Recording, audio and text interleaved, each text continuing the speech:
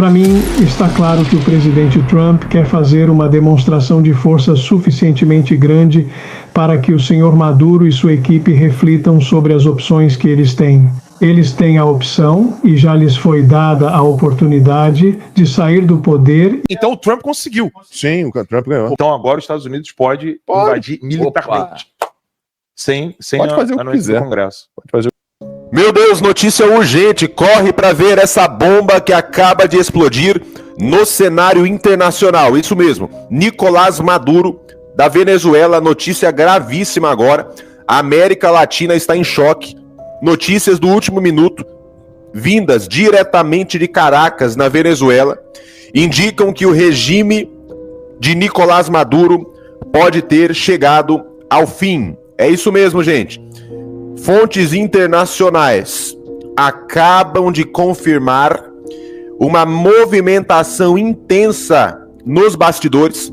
Informações apontam para a renúncia e captura de Nicolás Maduro após uma operação relâmpago dos Estados Unidos em território venezuelano.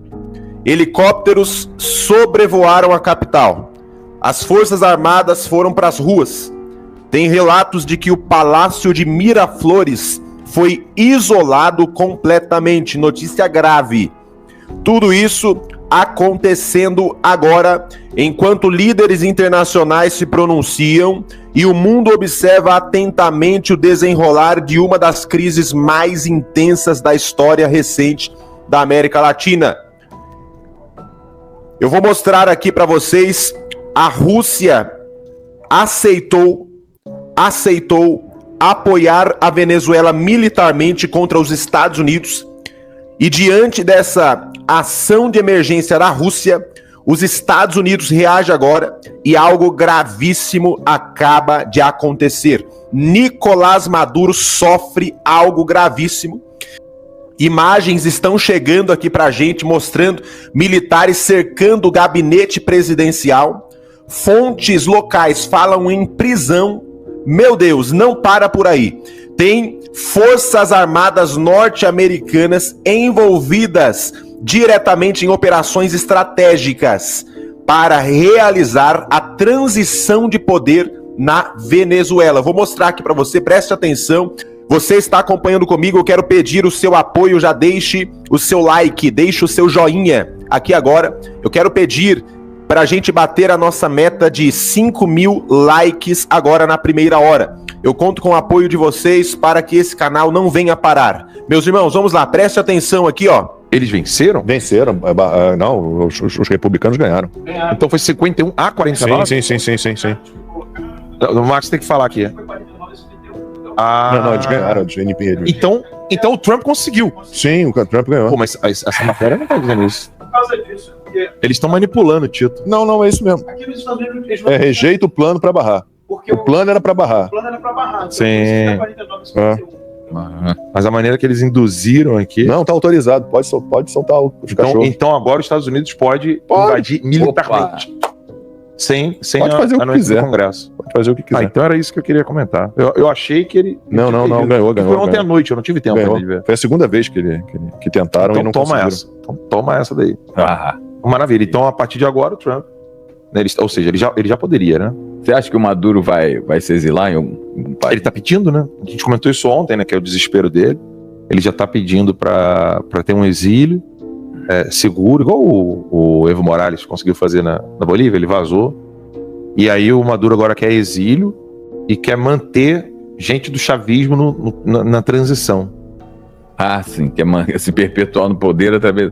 Tem um cemitério ali em Auma. Ele quer a chance de que os chavistas continuem politicamente ativos na Venezuela. Não, todo mundo é burro. Não, eu vou sair, mas vou deixar meu sucessor, como o Hugo Chávez fez com ele, né?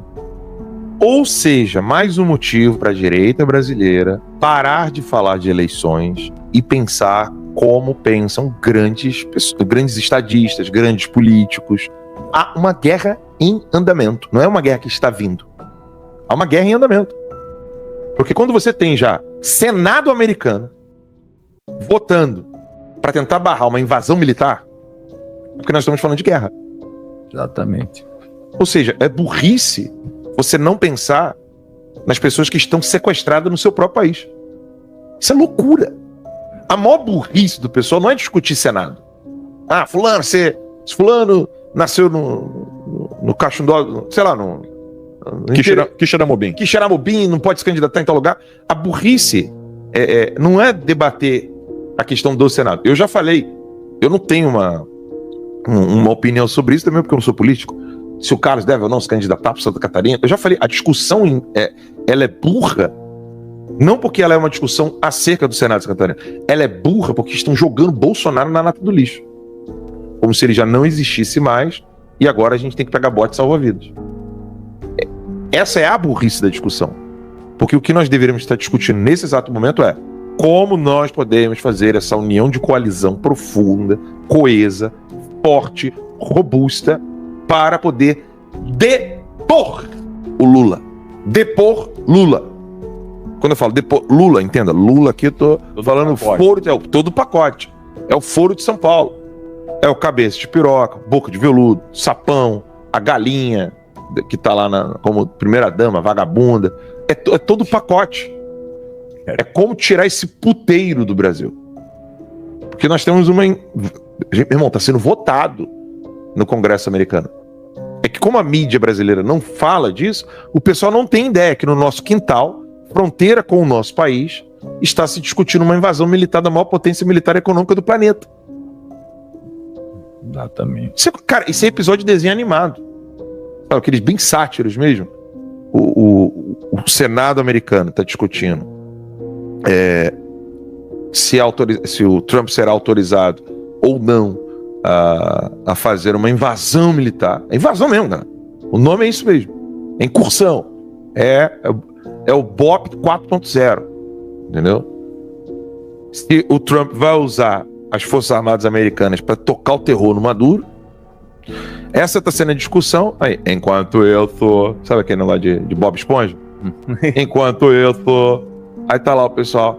Você não quer ser senador? Eu quero. Você não pode. Quer lá? É um desenho animado. O nego discutindo o Senado e o pessoal daqui discutindo invasão militar. Contra o inimigo que é o nosso inimigo. Eu desenho o suficiente isso? E que isso vai ter consequências graves pro Brasil. Não, óbvio. Lógico. Óbvio. Só o pessoal entender, não é que tá acontecendo uma coisa lá não sei aonde que não vai ter nada a ver com o Brasil, não. É o contrário, o cara é sócio do Lula. Eles fazem parte da mesma organização. O Lula é chefe dele, gente. O Lula é chefe do Maduro. O Maduro caindo significa, você é o próximo. É isso aí. Amém. Não, e o você é o próximo significa, se você não deixar esse cara que ser candidato, não tem mais democracia, eu vou fazer o mesmo com você. Eu não tô sonhando, isso é uma obviedade. Verdade. Porque o Lula é narcotraficante. Olha o que ele fez com o Cláudio Castro. É isso que o pessoal não tá entendendo. Não tem que discutir quem vai ser o presidente. O candidato é Bolsonaro. Ponto final, acabou. Se ele não pode ser candidato, você pode até não querer o Bolsonaro. Eu não tenho... Você pode querer ter outros candidatos. O que você não pode agora, nesse exato momento, e ao mesmo tempo ser brasileiro, é impedir que o Bolsonaro seja candidato. Isso é inadmissível. Que você deseje outros candidatos, no problem at all. Sem problemas. O que você não pode, e dizer pra mim que você ainda vive num país sério, é dizer que o Bolsonaro está impedido de ser candidato. Você falou, Bolsonaro tem que continuar sendo impedido de ser candidato, você está do lado do Lula. Você falar que gostaria de ter outros candidatos, mas que você não aceita Bolsonaro não ser candidato, estamos do mesmo lado. Você falar que você quer outros candidatos para o seu estado, estamos juntos, problema nenhum. Você falar que numa discussão de guerra, o mais importante é você debater Senado do seu estado, vá pra puta que o pariu. Tá desenhado? Eu espero que sim. E tudo indica que nem vai precisar invadir, né? Não. O Maduro já tá negociando as condições de rendição dele, cara. Cara, isso é surreal. É menos de um ano de Trump. Exatamente. Não quer um exílio confortável. Covarde! Covarde! Menos de um ano. Trump, por favor. Saiu do covarde. No crazy war. No crazy war. Please, Please. No please. crazy war. No crazy war. Bruno Piolo, o Alan é muito emocionado. Sempre ele ferrando a direita. E? Não, eu acho legal esses comentários. Porque assim, olha só, né? Vamos falar de adulto para adulto. Bruno Priolo, né? Eu não pertenço a partido político, tá? Eu não pertenço a grupos políticos. Eu emito a minha opinião e, para fazer isso de uma maneira profissional, criei uma empresa para fazer isso. A minha empresa foi destruída pelo STF porque eu emiti a minha opinião. A adesão das pessoas que queriam que a opinião minha e das pessoas que eu consegui conglomerar ao meu redor era infinitamente maior do que os outros trabalhos que estão sendo feitos, direita, esquerda, seja lá o que fosse. Então, assim, você pode até estar certo, que eu atrapalho a direita. Como eu não faço parte de um grupo, né, eu posso realmente atrapalhá-lo, porque eu não faço parte desse grupo, eu não sou político. E direita é um termo de política eleitoral, né? Você pode até estar certo, Bruno Priolo. O problema é que eu não vim para favorecer um braço de político eleitoral. Eu vim para foder o que está destruindo o Ocidente.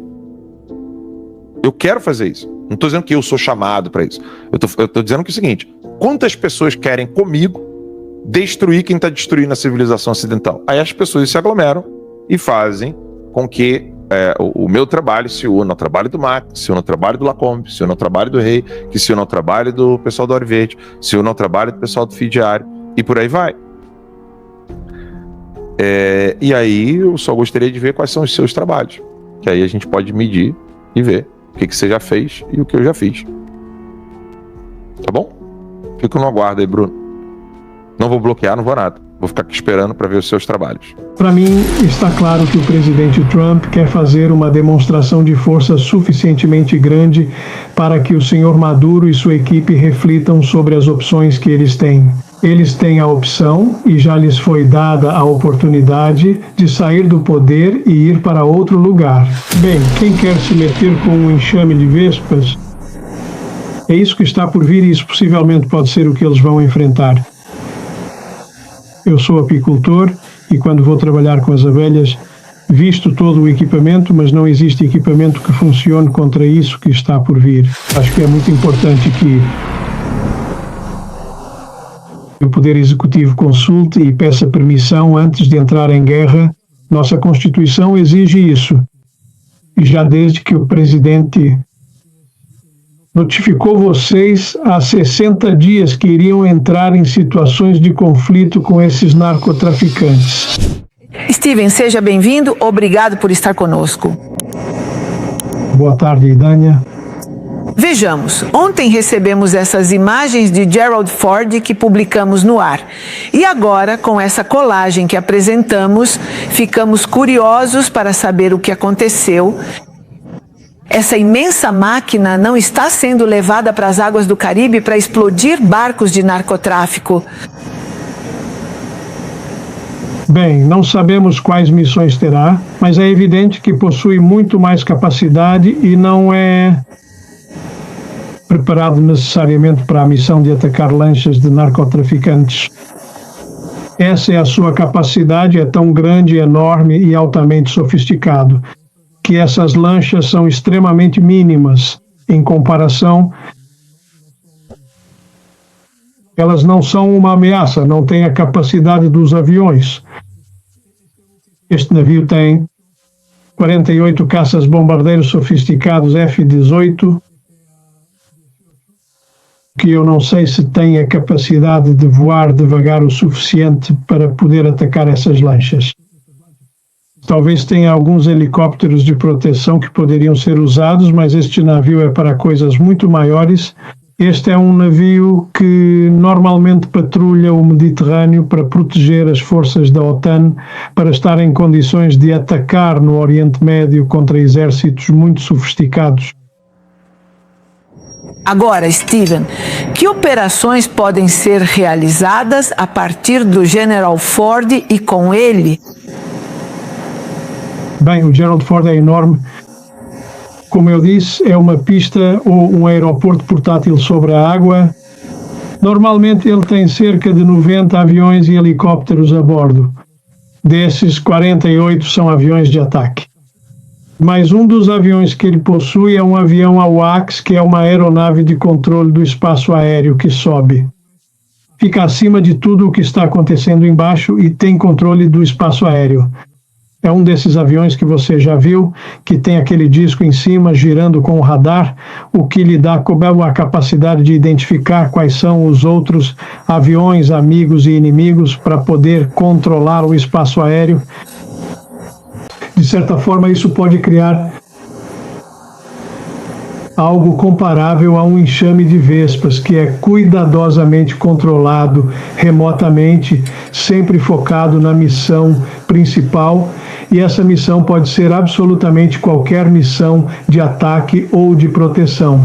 Imagine, por exemplo, que há 48 aviões sofisticados de caça e bombardeio, todos eles extremamente avançados. Esses aviões poderiam estar atacando alvos no mar ou em terra. Agora, dentro desse cenário que temos acompanhado, digamos, nas últimas semanas, já nos últimos meses, dentro desse cenário que foi estabelecido, digamos, no Caribe, em frente às costas venezuelanas, que papel para você vem agora, por favor? Desempenhar esse porta-aviões? Para mim, está claro que o presidente Trump quer fazer uma demonstração de força suficientemente grande para que o senhor Maduro e sua equipe reflitam sobre as opções que eles têm. Eles têm a opção, e já lhes foi dada a oportunidade, de sair do poder e ir para outro lugar. Ou então, eles serão atacados. Vão tentar tirá-los à força, ou vão bombardeá-los, ou sabe-se lá o quê.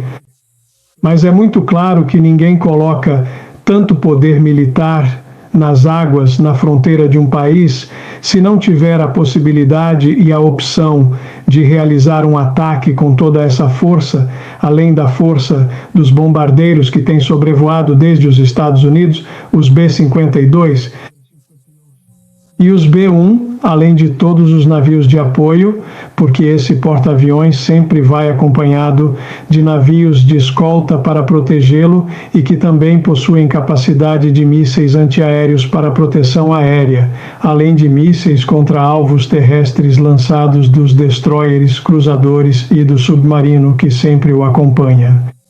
Portanto, é uma máquina de guerra pronta para realizar uma operação. E eu acho que a primeira opção é o senhor Maduro e seus aliados perceberem que a hora deles está chegando e que é melhor irem para outro país antes que haja um conflito e eles se tornem alvos desses ataques. Vamos falar sobre algo que você acabou de mencionar. Como o Gerald Ford viaja para ser protegido? Você falou sobre navios, mas mencionou um submarino. Um submarino o acompanha. Não ouvi falar disso, nem tinha ouvido falar disso quando conversamos, e também não li nada a respeito quando falamos sobre o porta-aviões. Há sempre um submarino acompanhando-o para proteger o mesmo porta-aviões? Quais características? Suposto. Há sempre um ou dois submarinos protegendo-a.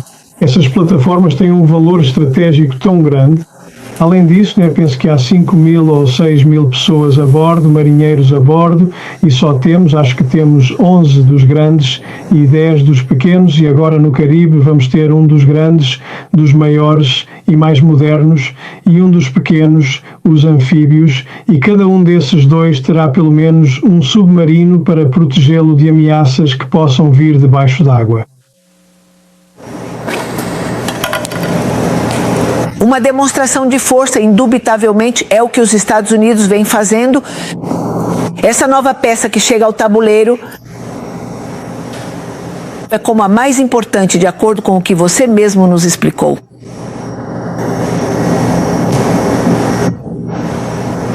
Qual é a possibilidade para você, Steve, dentro da sua análise, de que tudo isso fique apenas em uma demonstração de força, buscando que Maduro se renda, dando opções a Maduro, dando um último aviso?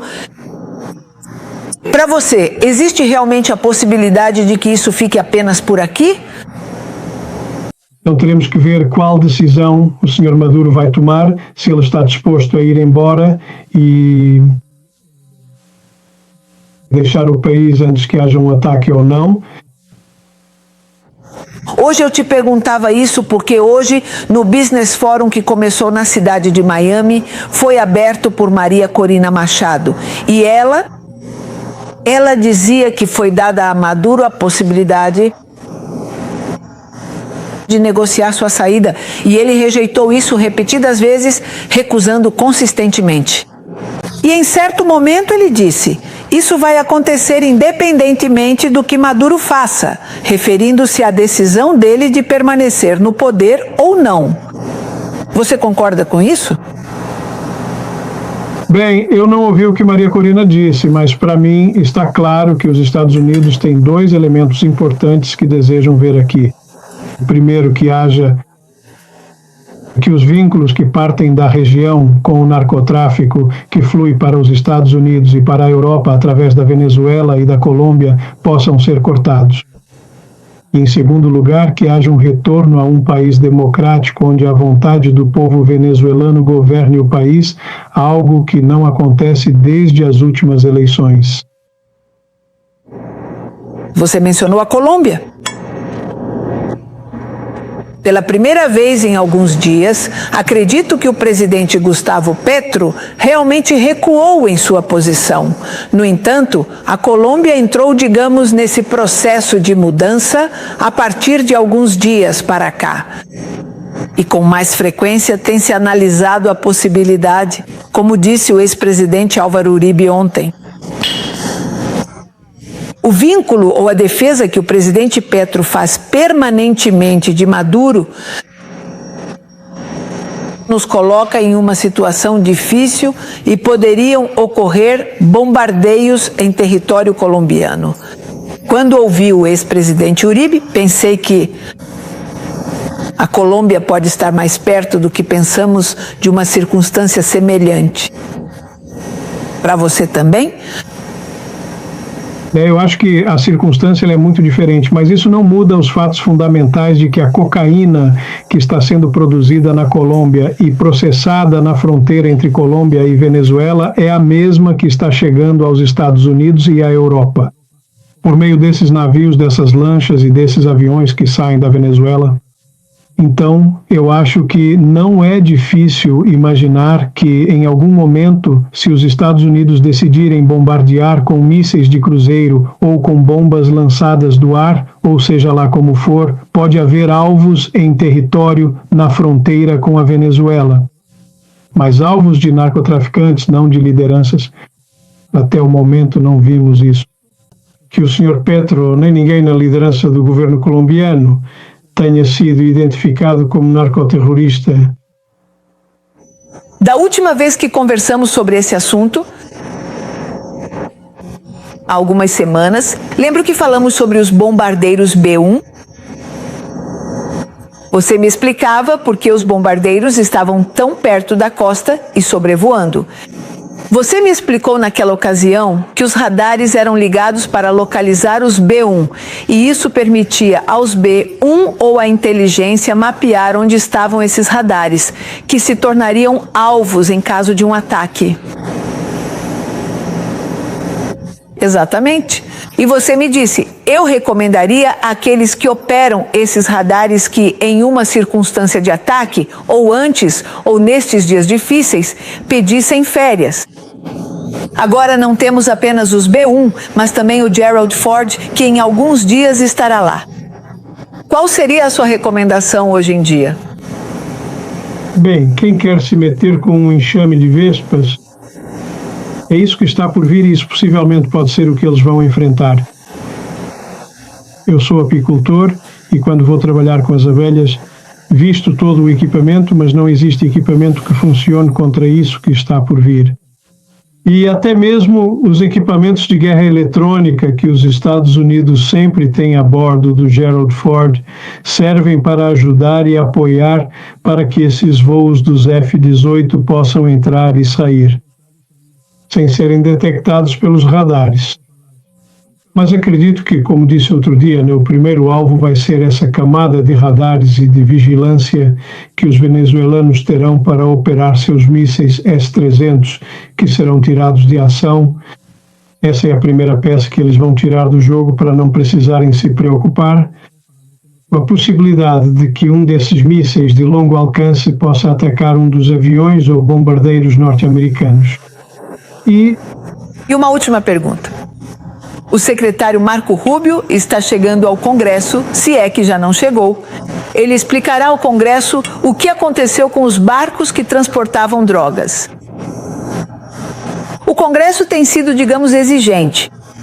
Uma explicação. Há também quem pense que ele não só explicará o que aconteceu, mas também o que poderá acontecer. Vai ser uma apresentação privada, sempre há coisas que acabam vazando, mas, digamos, é uma tarde importante dentro do Congresso. O que você acha disso? Acho que é muito importante que o Poder Executivo consulte e peça permissão antes de entrar em guerra. Nossa Constituição exige isso. E já desde que o presidente notificou vocês há 60 dias que iriam entrar em situações de conflito com esses narcotraficantes.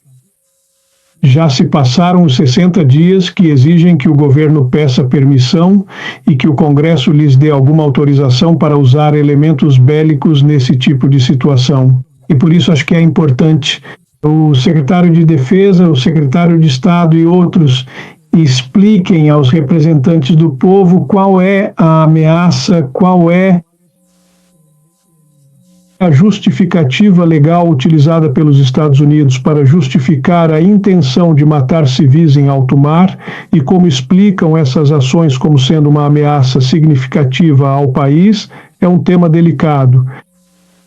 Justificar o uso desses sistemas tão importantes e possivelmente colocar em risco as vidas dos soldados, marinheiros e pilotos que estejam sobrevoando nessa situação de combate. Steven, como sempre, obrigado por nos acompanhar. É Steven Donahue.